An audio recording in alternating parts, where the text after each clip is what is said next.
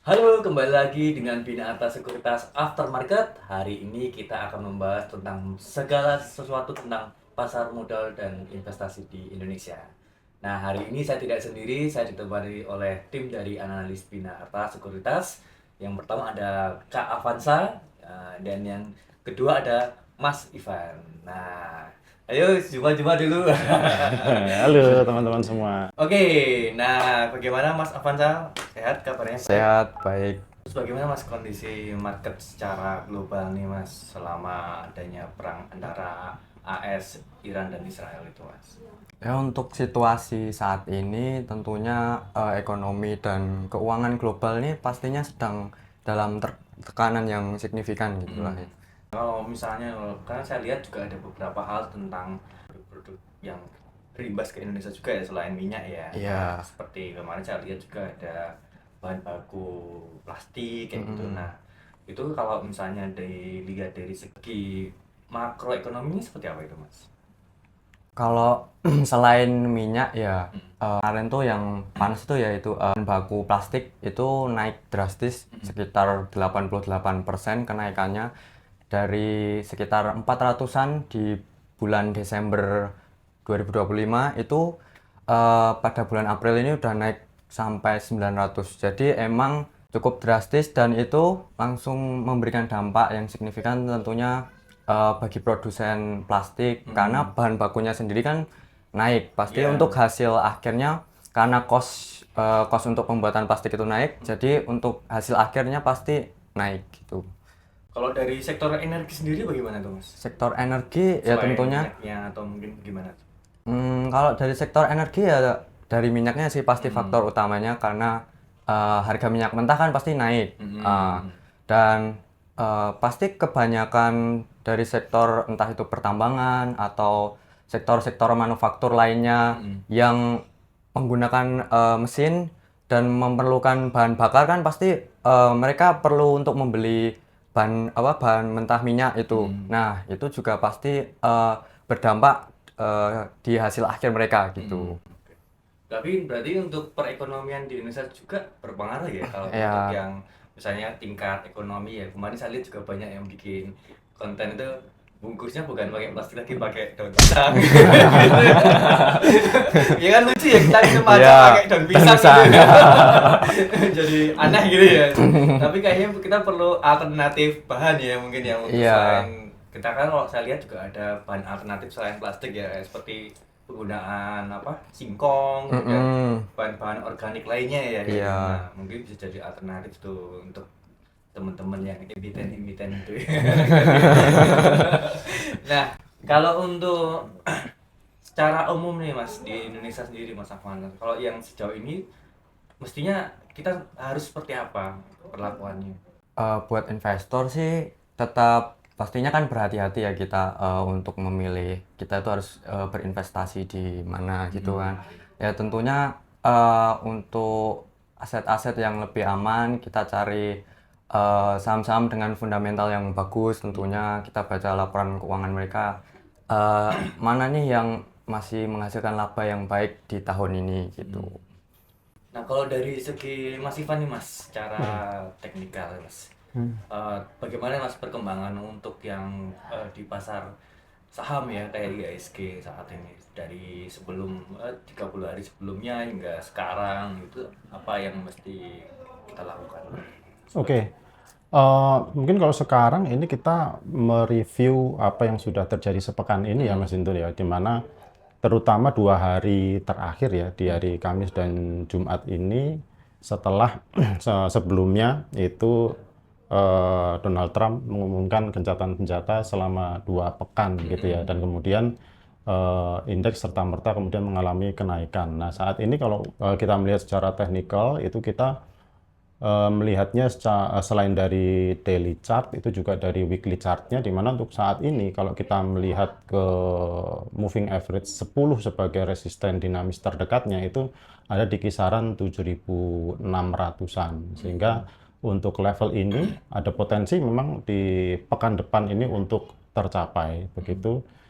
Tapi yang perlu kita perhatikan juga bila mana nanti resisten dari MA10 ini ternyata masih kuat, maka ada potensi untuk pembalikan. Yang mana mungkin kalau secara timelinenya setelah 2 pekan ini dua pekan ini dilalui, kemudian akan terjadi apa nih dari Trump, dari sisi kubu AS dan juga kubu Iran sendiri dan juga Israel yang juga turut terlibat dalam kondisi ini ya seperti itu. Jadi nanti yang perlu dicermati mungkin untuk support terdekat ada di 7261 ya. Jadi kalau misalnya level ini ditembus, maka ada potensi untuk terjadi koreksi yang harusnya ini koreksi masih sifatnya jangka pendek untuk potensi kenaikan yang lebih tinggi lagi begitu.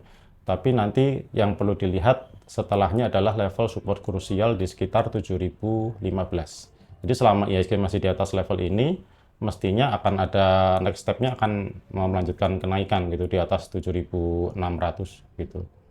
Nah, itu juga jadi point of view juga buat investor-investor ya. Jadi kalau bisa jangan panik juga ya. Karena mungkin dengan adanya kondisi seperti ini kita malah dapat diskon juga ya. Jadi ya.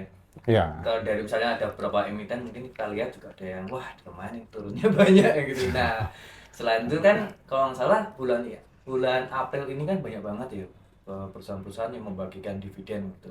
Ya. Nah, untuk itu Mas Avanza, kalau dari perspektif Mas Avanza melihat dengan adanya dari satu sisi ada problem perang antara AS dan Iran ini, dan kemudian ada dari satu sisi mungkin dari emiten-emiten juga membagikan dividen. Kalau menurut Mas Avanza, apakah akan memberikan dampak positif untuk pasar saham kita? Kalau untuk pembagian dividen pastinya mungkin menambah sentimen positif bagi investor ya. Pasti sedikit menaikkan lah harusnya. Seperti itu.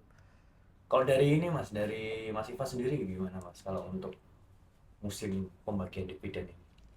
Ya, kalau menurut saya musim pembagian dividen ini tentu menjadi satu hal yang menarik bagi investor, tetapi di sisi lain juga tentu investor itu akan melihat bagaimana kinerja dari emiten ini di kuartal pertama ya, untuk mencerminkan proyeksi di tahun ini apakah akan lebih baik dari tahun lalu atau tidak gitu. Jadi kalau misalnya kuartal 1 ini bisa lebih tinggi dari tahun lalu, mungkin investor akan lebih confidence untuk masuk ke market. Artinya dari pergerakan IHSG sendiri mungkin akan berpotensi naik lebih tinggi seperti itu. Cuman yang perlu diantisipasi adalah bahwa kalau secara teknikalnya saya melihat memang koreksi yang terjadi kemarin ini masih agak gantung ya. Jadi masih sedikit menjadi pertanyaan apakah nanti kemudian kenaikannya ini bisa berlanjut lebih tinggi atau tidak seperti itu.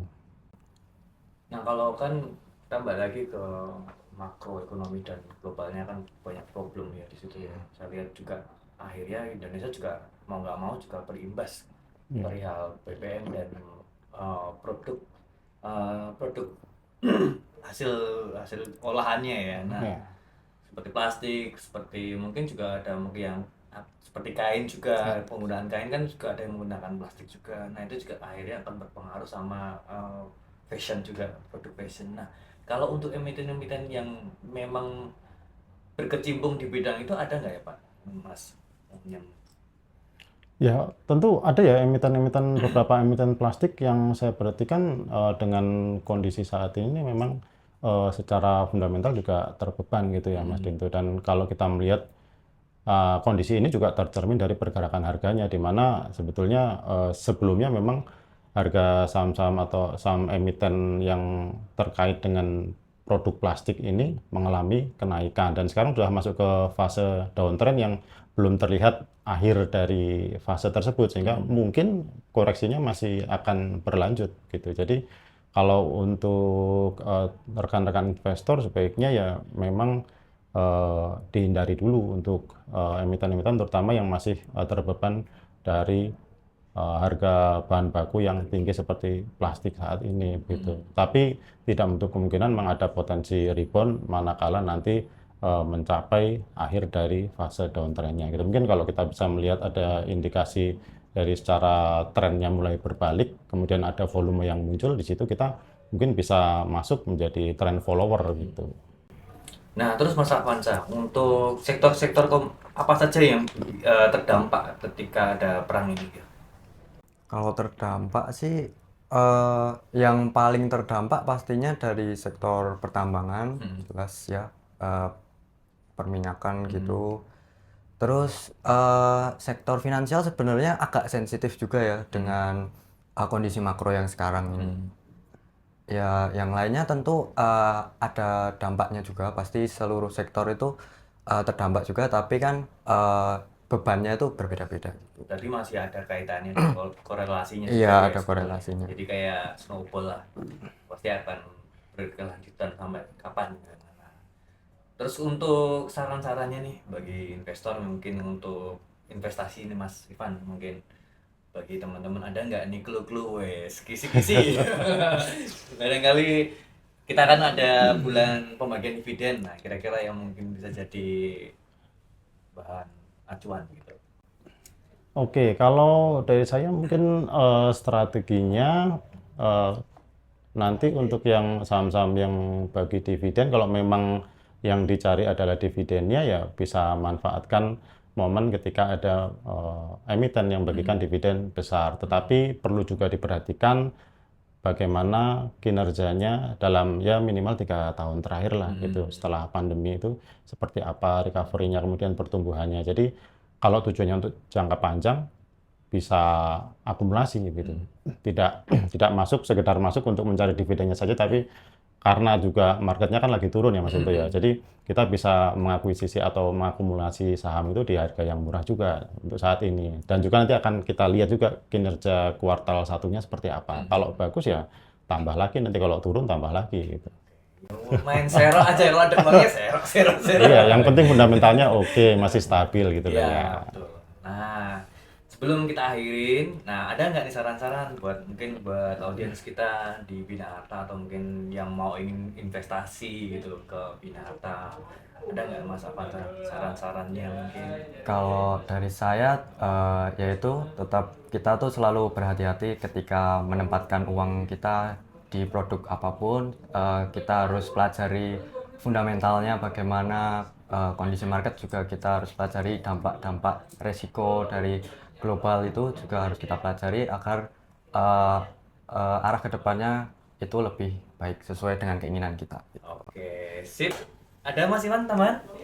Eh, kalau saya mungkin untuk saat ini kita coba melihat mungkin lebih ke sektornya, kemudian emiten apa yang sekiranya itu terlihat ada peningkatan secara transaksi ya dari volumenya. Nah, di situ mungkin dana-dana besar big fund itu juga masuk ke situ. Jadi kita memanfaatkan momentum dari emiten atau sektor mana yang lagi hype gitu. Kemudian kita lihat juga dari sisi volume. Kalau secara teknikal kan kita lihat secara simpelnya kan lihat price actionnya dan volumenya. Apakah ada volume yang menyertai dari pergerakan naiknya atau tidak gitu. Kalau misalnya ada volume yang menyertai kenaikan harganya, itu berarti akan ada potensi di pergerakan berikutnya gitu. Itu yang perlu kita perhatikan juga gitu.